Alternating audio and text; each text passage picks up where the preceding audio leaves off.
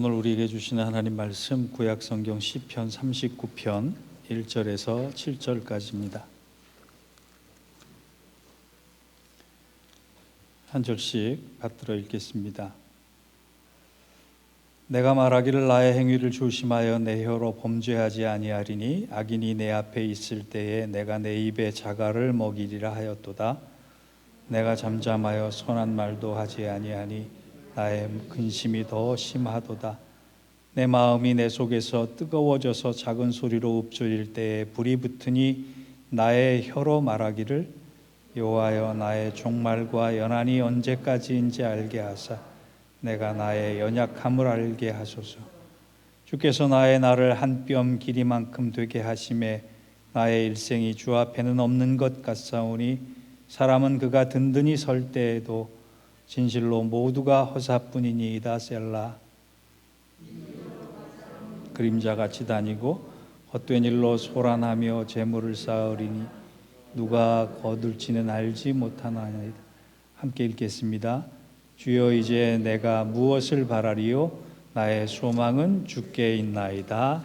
아멘. 이는 하나님 말씀입니다. 여러분 비틀즈 아시죠? 비틀즈의 창립 멤버였던 존 레논이 1980년 12월에 마크 체프먼이라는 열성 팬에게 암살을 당합니다. 갑작스럽게 암살을 당하면서 존 레논이 죽어가며 마지막 남긴 말이 내가 총을 맞았어 라고 하는 외마디 비명이었습니다. 그보다 먼저 락큰롤의 제왕 엘비스 프레슬리는 1977년 8월 16일 날 자기 집 욕조에서 샤워하다가 심장마비로 쓰러져서 아까운 48세의 나이로 세상을 떠났습니다. 쓰러진 그를 붙잡고 동거하던 애인이 엘비스 프레슬리에게 잠들면 안 된다고, 잠들지 말라고 부탁을 했을 때 엘비스 프레슬리가 오케이, 난 잠들지 않을게 라고 하는 말이 그의 일생의 마지막 말이었습니다. 그런가 하면 동양에서는 여러분 잘 아시는 공자가 BC 479년 72세의 날기 일기로 세상을 뜰 때 제자들에게 이런 유언을 남겼다고 합니다. 나는 이제 아무 말도 하지 않겠다. 너희들은 하늘이 무슨 말을 하는지를 들어라. 공자다운 얘기라고 생각합니다.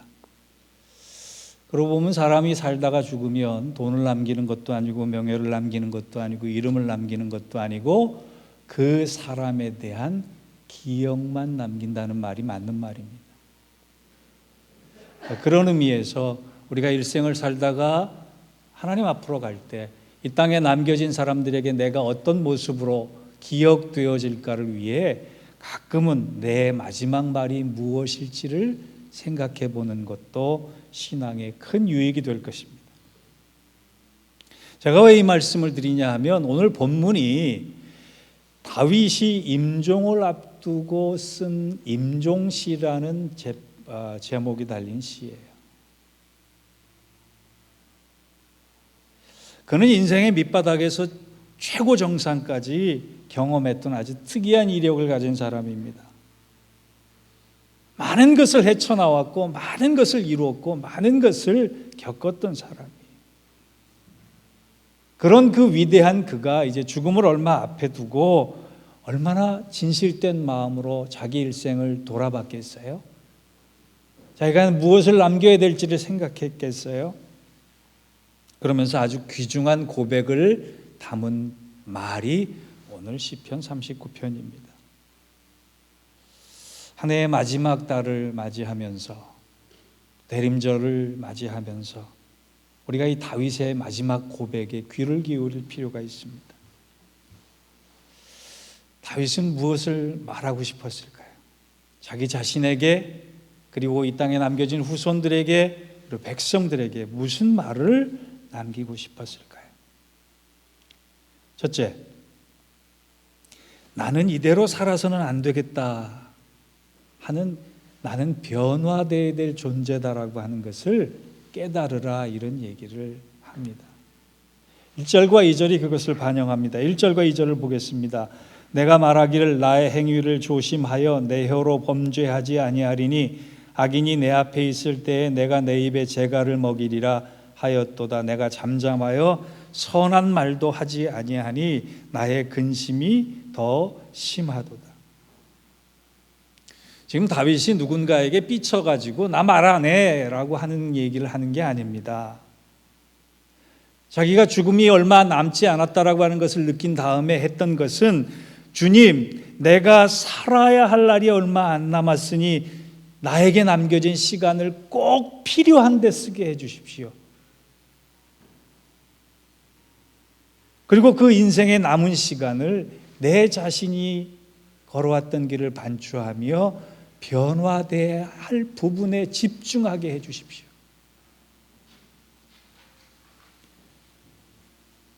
그래서 자기 입을 다뭅니다. 입을 닫고 그 입을 열었을 때 선한 것이 하나도 나오지 않는 자기 자신을 돌아보며 내가 아버지께 집중하기를 원한다. 내 나머지 인생의 시간들을 나를 위해 쓸 것도 아니요 오직 하나님과의 시간만을 위해서 쓰겠다. 그런 나로 변화하겠다라고 하는 의도로 고백하는 겁니다. 여러분, 우리가 인생의 가장 큰 착각이 뭔지 아세요? 나는 항상 옳은 사람이야. 그래서 나는 변화될 게 별로 없는 사람이야 라고 착각하는 경우가 얼마나 많은지 몰라요. 오늘 다윗이 자기가 그토록 하나님을 열망하며 일생을 살아왔건만 여전히 부족한 자기의 신앙의 모습, 여전히 허물 많은 자기의 모습, 선한 것이 하나 없는 자기의 모습을 돌아보며 나는 나머지의 인생의 시간을 하나님과 보내기 위해서 변화해야 돼. 그러기 위해서 내 입을 다물고 묵상하고 기도할 거야. 그래서 4절 이후를 보면 그의 기도가 쭉 나와요. 여러분, 제가 새벽부터 기도한다는 거 아시죠? 새벽 기도에 지금 모이지 못해도 저는 새벽에 늘 3시에서 4시에 일어나서 마당에 나가서 여러분들을 위해 기도합니다. 교회를 위해 기도합니다. 이 시대의 기독교를 위해서 기도합니다. 그런데요, 제가 기도를 쉬지 않으려고 하는 이유가 있어요. 어떤 문제에 대해서 응답받기 위해서도 아니고 하나님께서 너 목사니까 새벽 기도 해야 돼라고 시켜서도 아니고 제가 목사니까 평생 짊어질 십자가이기 때문에 기도하지도 않습니다. 그것 때문에 기도하는 게 아니에요. 응답으로만 따지면 여러분도 응답받기 위해서 기도하지만 저도 응답받기 위해서 기도하지만 그럼에도 그것이 목적이 되면은요 우리가 기도의 내용을 다 알지 못해요. 저는 약간의 이신론적인 생각을 합니다. 하나님이 아주 세밀하고 아주 디테일을 할 정도로 이 세상을 간섭하고 계신다고 생각하지는 않아요.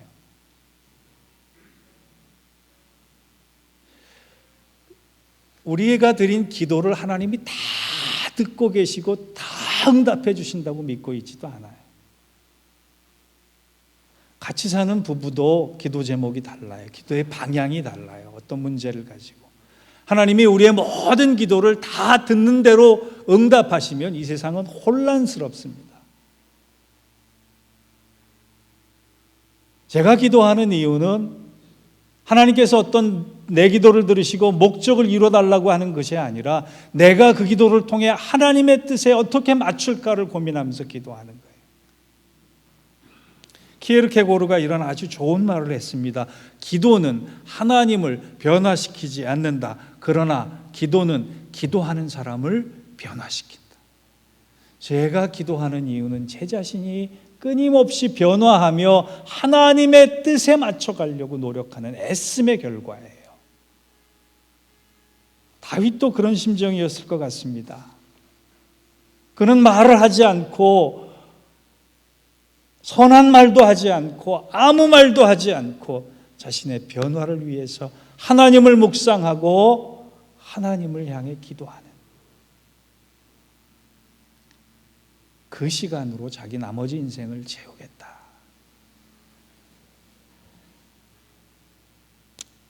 여러분,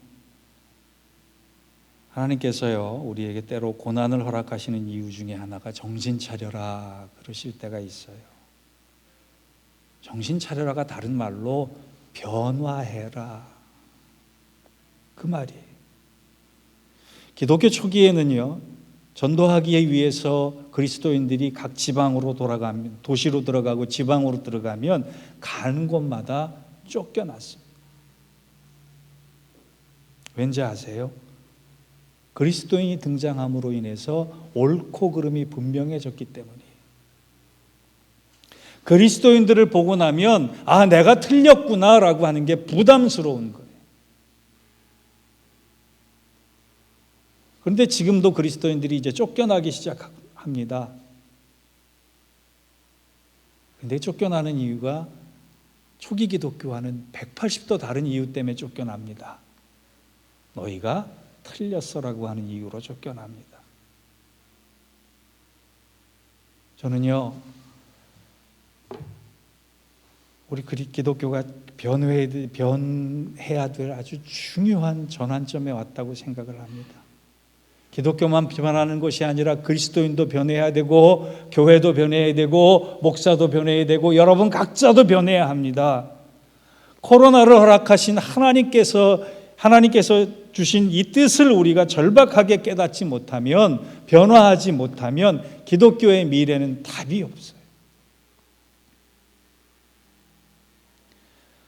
여러분, 코로나 겪으면서 아, 내가 건강 지켜야지 이것으로만 그치지 마시고, 내 뜻과 상관없이 허락된 이 고난 속에서 내가 하나님의 뜻에 맞춰서 변화해야 되겠다라고 하는 생각까지 가지셔야 하는 거예요. 요즘 내 신앙이 너무 안이하지는 않는가? 믿음 생활이 문화 생활처럼 된 것은 아닌가? 아, 내가 변해야 될 때가 됐구나. 내 신앙이 하나님께서 흡족하게 여기시지 않겠구나. 제가 고민하는 것 중에 하나가 복음이 이제는 중산층 신자들의 우아하고 멋진 문화생활급으로 바뀌고 있다라고 하는 거예요. 엄청난 위기예요.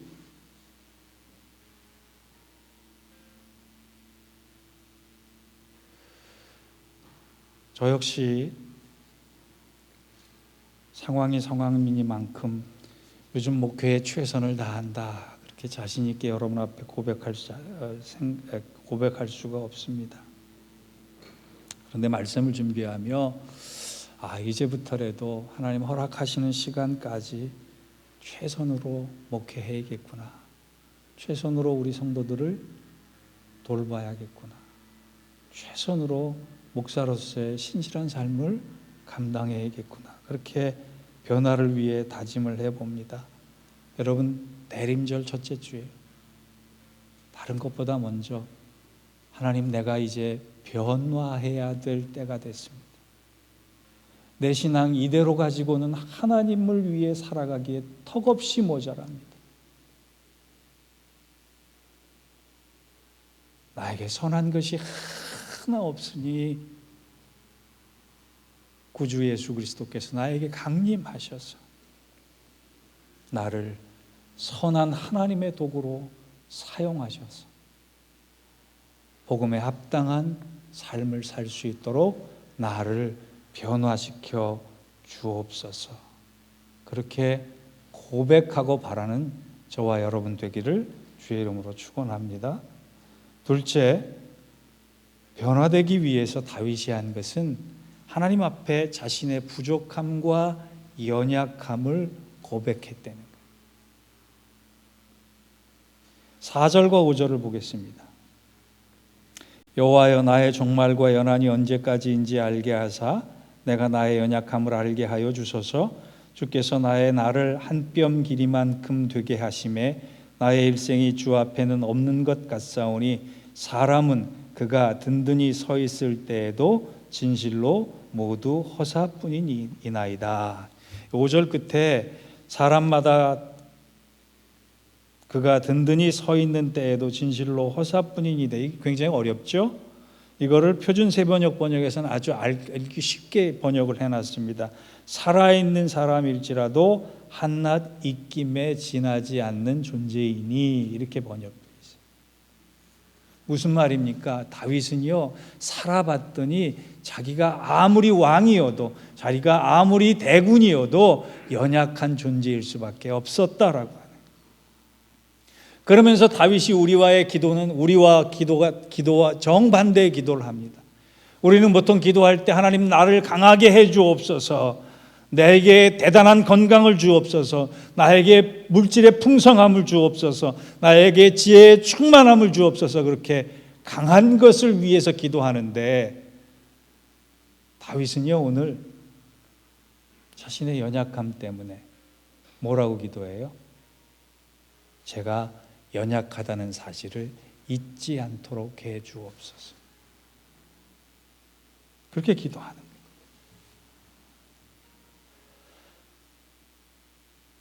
일생을 얼마 남겨두지 않은 그가 그의 후손들에게 우리는 연약한 존재임을 잊는 순간 하나님과 멀어질 수밖에 없다, 이렇게 고백하는 겁니다. 연약하다는 것, 그건 우리 그리스도인들에게 미덕이에요.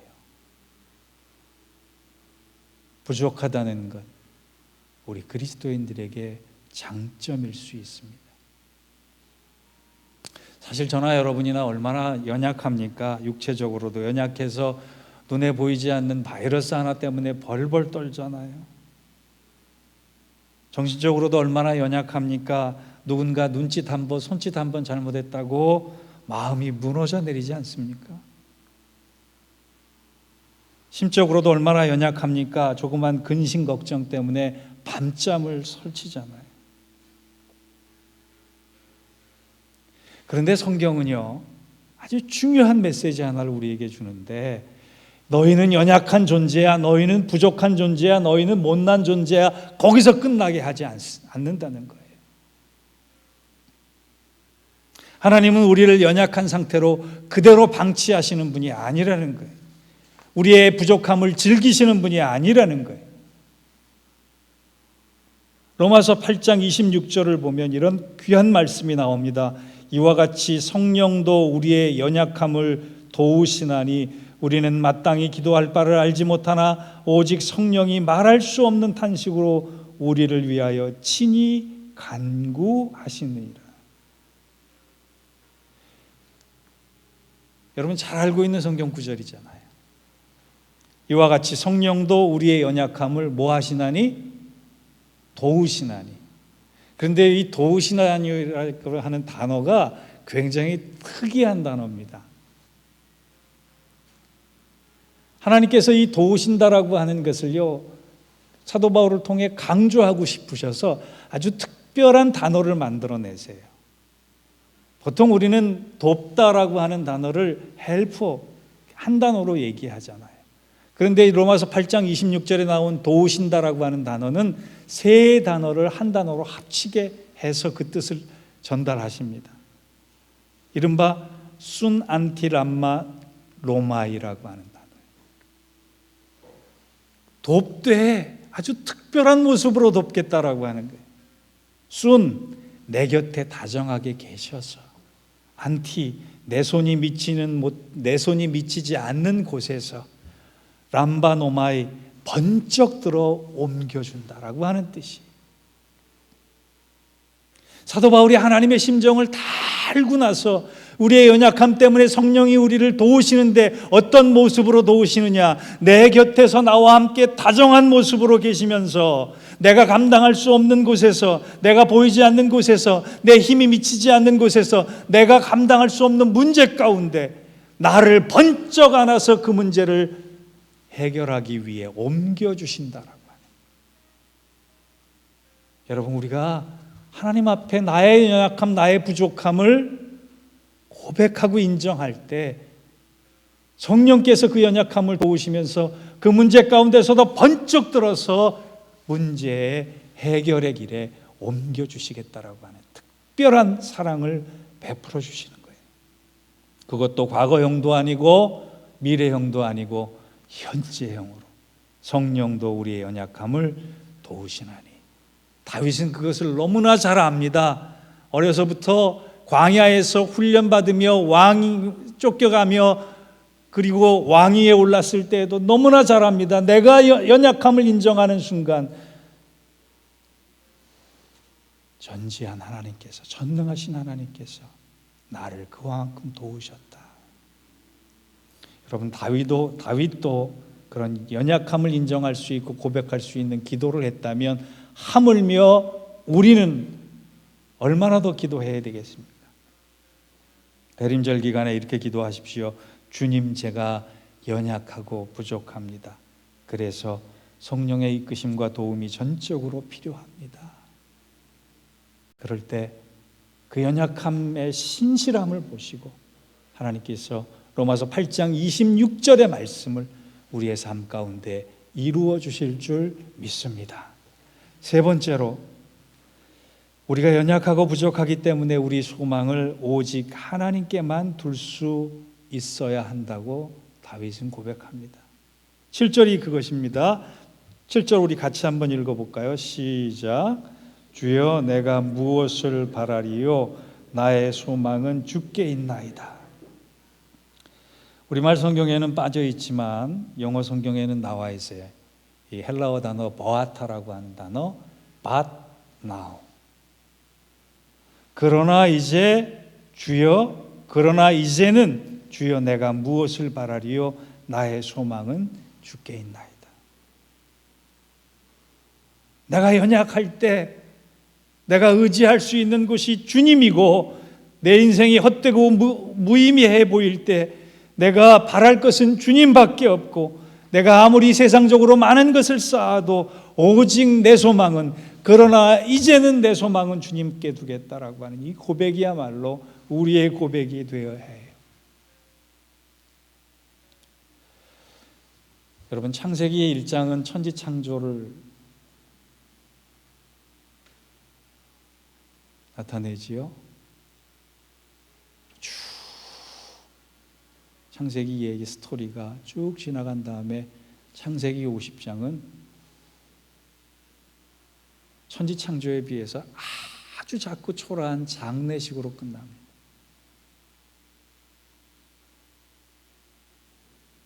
인생을 얘기하는 것 같아요.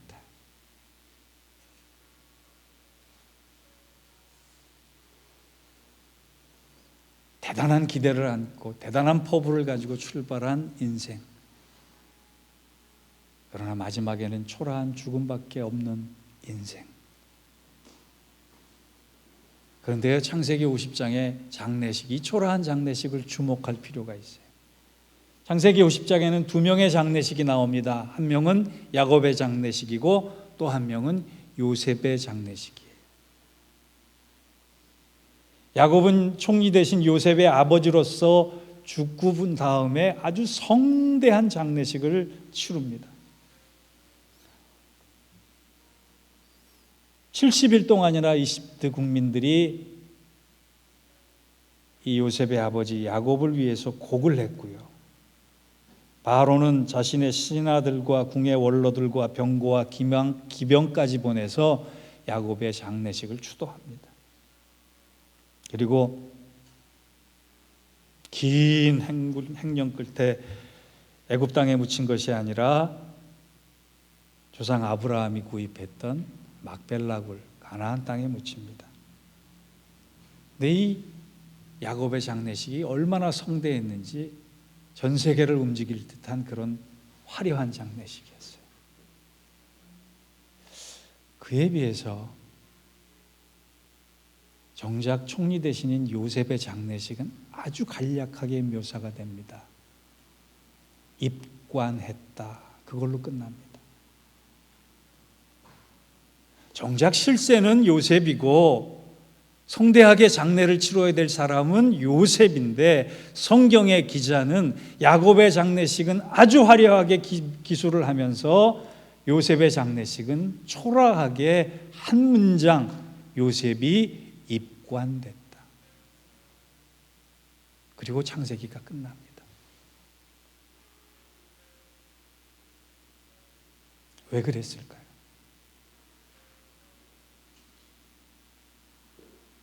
장례식 중요한 게 아니라는 거예요. 장례식보다 더 중요한 건 요셉의 유언이다. 요셉의 유언이 뭡니까? 이스라엘 백성들에게, 자기 후손들에게 이런 유언을 남깁니다. 너희가 지금 평안하게 살고 있지만 이 땅은 너희가 거할 영원한 땅이 아니다. 언젠가 너희들도 하나님의 약속대로 내 아버지 야곱, 내 할아버지 이삭, 내 증조 할아버지 아브라함이 묻힌 가나안 땅으로 갈 것인데 그때 내 뼈도 함께 그곳에 데려가 달라.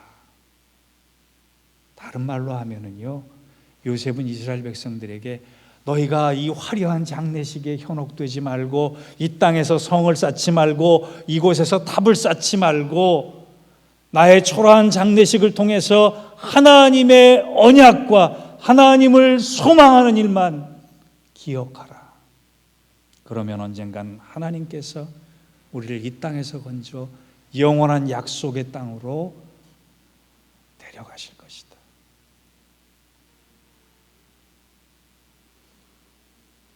요셉은요, 그의 죽음을 통해 자기의 소망은 이 땅에 있는 것이 아니라 하나님께 있다라고 하는 것을 몸소 보였기 때문에 창세기는 요셉의 간략한 입관됐다라고 하는 장례식만 묘사하고 대단원의 막을 내리는 거예요.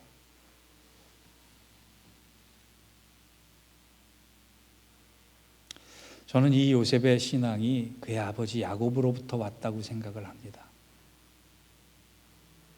야곱은 그전까지는 철저하게 계산적인 사람이었어요. 철저하게 이기적인 사람이었어요. 철저하게 자기중심적으로 살았던 사람이었어요. 그런데 그가 가나안 시대가 끝나고 흉년에 의해서 아들 요셉을 보기 위해 애굽 땅으로 내려오는 그때 변화됩니다. 그전까지는 자기에게 소망이 있었어요. 자기 계획에 원대한 꿈이 있었어요. 자기가 바라는 대로 자기 힘을 쓸 수 있었어요. 그런데 애굽으로 내려가기 위해서 걸음을 재촉하면서 고민이 하나 생겼습니다. 자기 할아버지 아브라함이 애굽 땅에서 큰 모욕과 고통을 당했거든요. 하나님은 애굽 땅이 옳지 않기 때문에 형 에서에게 가지 말라고 한 땅이에요. 그런데 정작 자기는 이제 기근 앞에서, 흉년 앞에서 먹을 양식도 없고 자기가 그토록 사랑하는 아들 요셉이 보고 싶어서 가야 하는데 내가 어떻게 할까라고 고민하는 중에 부엘세바에서 멈춰서 그의 신앙의 터닝 포인트를 이루어요. 야곱은 그 전까지 자기 내키는 대로 계산하면서 살아왔는데 부엘세바부터 전적으로 하나님을 의지합니다. 하나님, 어떻게 할까요? 나의 인생이 얼마 남지 않았는데 어떻게 할까요? 그때 하나님께서 부엘세바에서 야곱을 만나 주시면서 이렇게 응답하십니다. 나는 하나님이다. 애굽으로도 내려가기를 두려워하지 마라. 내가 너와 함께 하겠다. 야곱은 그 즉시 안심하고 애굽으로 내려가서 그의 나머지 인생을 오직 하나님께만 소망을 두고 살아가는 모습을 보입니다. 그래서 바로도 두렵지 않은 거예요.